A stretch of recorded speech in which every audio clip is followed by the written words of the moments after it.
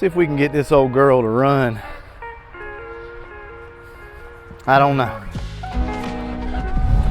Look at that.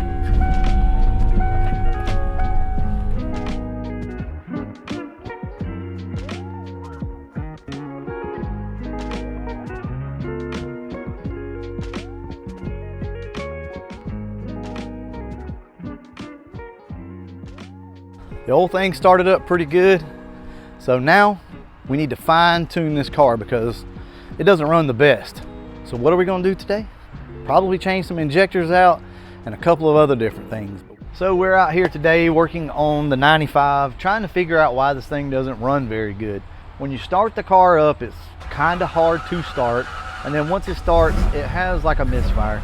And internally, there's probably nothing wrong with it. And that's something that we all need to probably recognize. Just because a car doesn't necessarily run good doesn't mean that it's internally an issue, like with pistons or it's worn out. Typically a worn out engine that even smokes will still run pretty good without misfiring and things like that. Now it could be something to do with valve adjustment. Outside of that though, normally it's going to be something up top with firing or a sensor or fueling, something along those lines. So with that being said, today we're going to dig into this thing and see if we can't figure out what it is that's wrong with this car.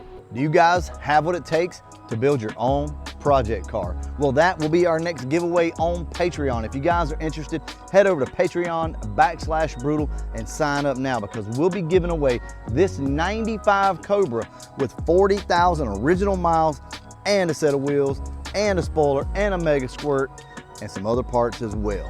There's you a nice starter pack. Also, you get an engine to go with the car. This will be your chance to show the world what you can do.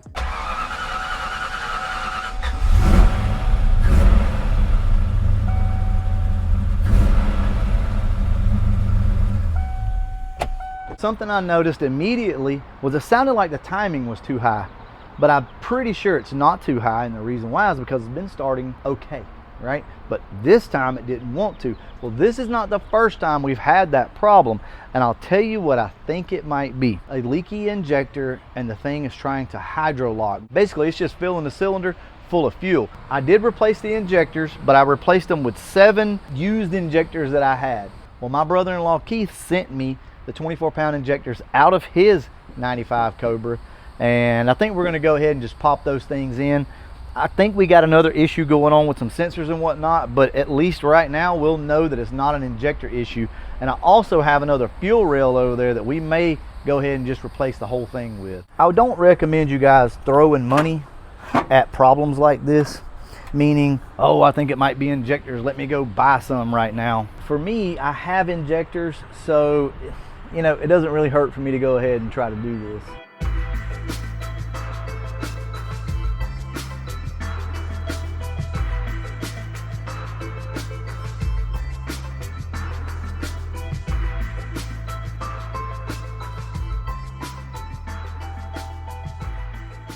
So while we're here, I'm also wondering what type of rocker setup we have. If we have roller rockers or if these are just stamped steel regular rockers. Now we know that these injectors work great because they come out of his car and it was running fine. So these injectors right here should be just fine. So we're gonna go ahead and change them out. These get stuck sometimes, these connections. What you can do, take WD-40, this is Freol, whatever you've got, and spray it up in these connections right here, these connection points. And then, it's gonna sound crazy, but tap them. Go around and tap these things free because they get stuck sometimes. I think the green one is the right size, but I'm not 100% sure on this. Feels like it. Look at that, right off. Boy, that trick works every time.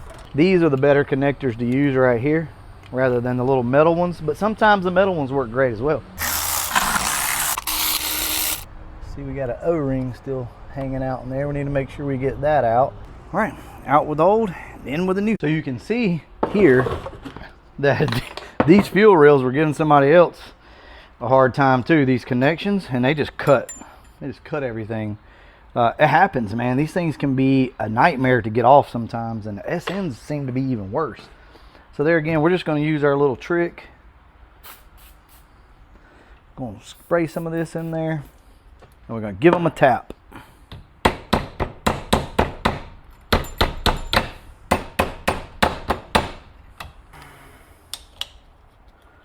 Push in. Look at that, right out. Same over here, push in. Look at that, perfect. All right, so this old fuel rail has been laying around, so we're gonna clean this thing out, blow it all out, make sure we don't have any trash in there to clog up an injector.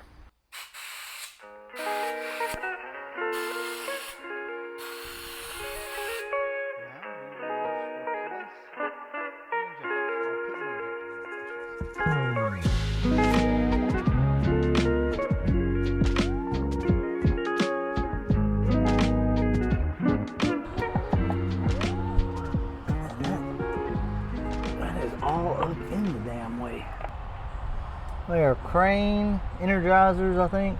All right, so looking at all the rockers, the trunnion seems to be perfect. So they're all where they need to be on the flat side. Now I'm gonna go ahead and just assume the other side is good as well, but there's no way to really know it, but I feel pretty confident here. What I am slightly concerned about is this. Those down there are ARP bolts. So you're probably asking, well, why is that a problem? ARPs are good. Yeah, they are. But I was told that this engine was a takeout from another vehicle that they put in this car. It's supposed to be a stock engine, because the original engine they blew up in the tuning process trying to put an on-3 turbo kit on it. So why does this engine have ARP bolts? It's kind of making me wonder if they didn't go ahead, pull the heads, maybe they put ARP bolts in it and then put boost on it. Maybe it's got a blown head gasket. This just kind of makes me worry, if I'm being honest with you. But regardless of that, we're going to go ahead and put this thing back together and see if it doesn't run any better. Before I go, let me explain to you why. We've not put any water or a belt on this thing yet, not even an alternator. So once we add water to it, we could start to see the issue if we have a blown head gasket. So with that said though, I'm going to go ahead and put this thing back together, and I'll get back up with you to see if it runs any better. So we are going to go ahead and replace the TPS sensor. The two teeth that are in there, they're chipped off, and I'm scared that it's not actuating like it needs to. It's probably fine, but we're going to go ahead and put a new TPS sensor on it. Don't be wasting your money. Make sure it's the TPS sensor before you go replacing it, because these things are like 80 or 90 bucks, I think. Smooth operation. All right, set this thing down and I'll get back to you guys once it's all said and done. We got the old girl back together. We got new injectors, new fuel rail,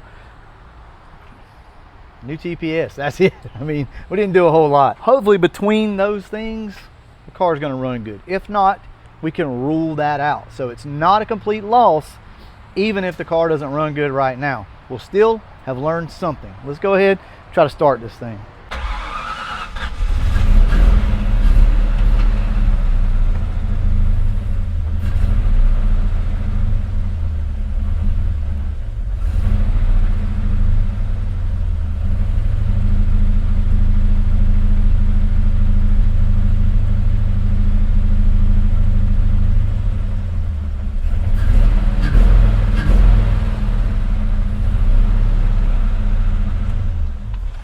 No, that was worse. Well, I can tell you number 7 is pretty much cold, and number 1 is cold. It shouldn't be injectors now. Ow. It shouldn't be a fuel delivery issue. I guess we're gonna have to start moving towards spark. I need to pull a plug and just see. Let's take this number 1 wire. We'll do it the old-fashioned way. Stick a screwdriver in it and see how good it sparks.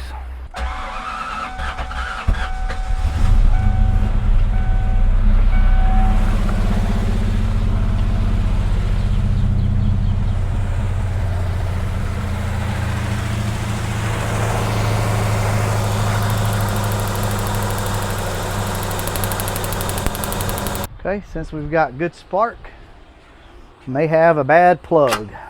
I'm gonna go ahead and pull all the plugs out of this car and put new plugs in it and see if that doesn't fix it. If that doesn't fix it, it's pretty much going to be a fueling issue, which is weird, but could be possible.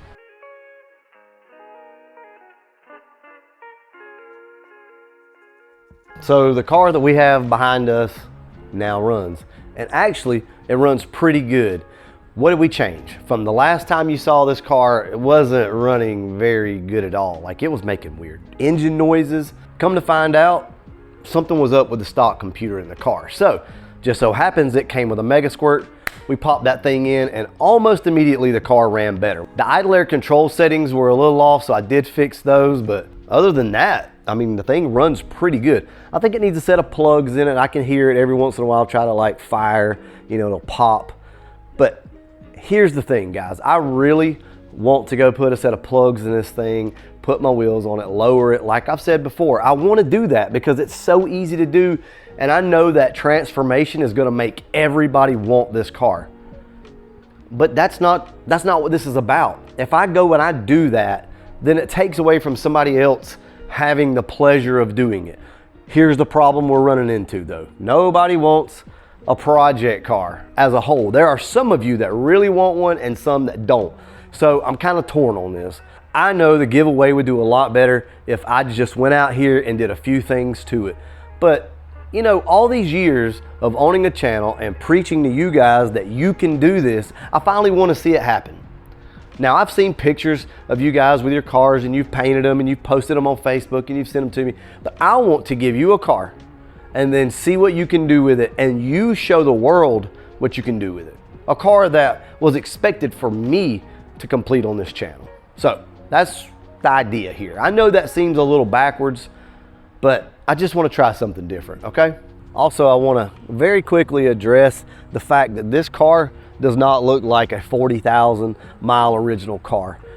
But here's the thing, it is sun-baked from sitting in the Florida sun its entire life. The story goes, a guy bought this thing brand new down in Panama City Beach at the Ford dealership. Brand new. Drove it for a little while and then ended up parking the car, and it sat for 20-something plus years baking in the Florida sun. Then the guy that I bought the car from got it from that owner. I think the original owner passed away and the family sold the car. Don't quote me on that, but it's something along those lines. So the car is just baked to death. This is a super clean car. I will show you some video underneath it and it'll blow your mind just how clean it is. Look, let's try something different here, all right? Let's try to give you guys a project car that's going to be super easy for you to get up and running and fixed. As a matter of fact, right now, it needs a clutch cable adjustment, which I'll give you guys a adjustable quadrant. It needs a clutch cable adjustment. I'm trying to think what else. A set of new plugs, and I think that's it. I really do think, unless it's got like a blown head gasket, which I don't know about, I think that's it. So you see what I'm saying? Like, I don't want to go fix these little things whenever you guys could have the satisfaction of doing it yourself. So with that being said, guys, if you're interested in this car, head over to Patreon/Brutal right now. Go there and sign up. You can sign up for 20, 40, 100, 200, 300, 500, whatever you want to sign up for. So if you paid 20 bucks, that's one spot, 40 is two, so on and so forth. So you can imagine how having a higher tier gives you a lot more chances to win. So over here are your FR500 wheels. They're 18 by 9, 18 by 10s. So you got your FR500s, and over here is going to be your spoiler, your wing. This is the S281 wing right here. Also, we have another engine that I'm going to give you guys to go with the car if you want it. You never know, with the engine that's currently in the car, it could develop an issue. It may have an issue. I'm not 100% sure. There you go. There's another engine. That thing is supposed to run and be okay. There again, it's hard for me to verify all this stuff. So you're basically going to be taking the risk that I take on the channel, but without having to purchase the car, the engine, the wheels, and all that stuff. Let's look at it one more time. I know it looks horrible, and I've left it this way on purpose because I don't want to spoil the excitement for you whenever you get it. But it's got a Cobra dash mat, which I need to put back on actually. You can absolutely save this seat right here. That seat, this is where it's hard to tell how many miles are on it. But I think that's where the sun just kind of baked on the seat right here through the windshield. But you can look at the steering wheel and tell that this thing is pretty damn clean. The shift knob, like, that's just melted. But it is a 5-speed car. Transmission seems okay. Clutch needs to be adjusted for sure. There's your Mega Squirt down there. Pretty much no rust anywhere on the car other than this surface rust right here. But like all up through here, this thing, check that out. Nice and clean. All right, so we'll go ahead and start this thing up one more time. Got a little bit of a misfire, kind of a pop, if you will, but I do believe that's just spark plugs. But either way, that's for you guys to decide and find out.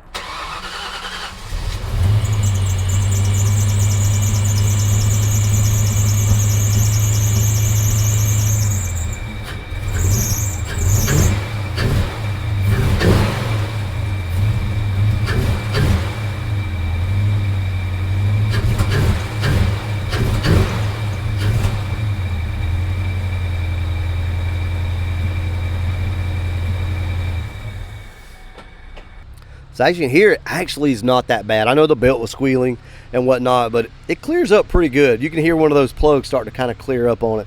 But also I want to remind you guys that I have put some work into this car already. And before I decided I'm going to do it the way that I did, I got it running.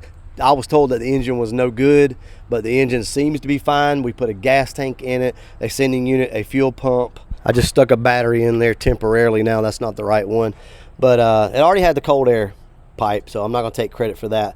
But we did put a new alternator on it. It's got a brand new TPS sensor, fuel pressure regulator, oh, and a CCRM. The CCRM is the constant control module, relay module, and that thing was missing, so I had to buy that. So we basically got the car running, and that's when I decided to do it the way that we're doing it. Stay tuned, because we will be giving this car away the 1st of August, somewhere between the 1st and the 7th of August. And you guys got a chance to pick it up. If you're interested, head over to Patreon/Brutal. All right, I'm gonna go ahead and wrap this video up. And as always, thanks for watching. Watermelon Fox dripping summer style. Fox body vibes that'll make you smile. Neon glow cruising day and night. Retro Fox looking clean and right.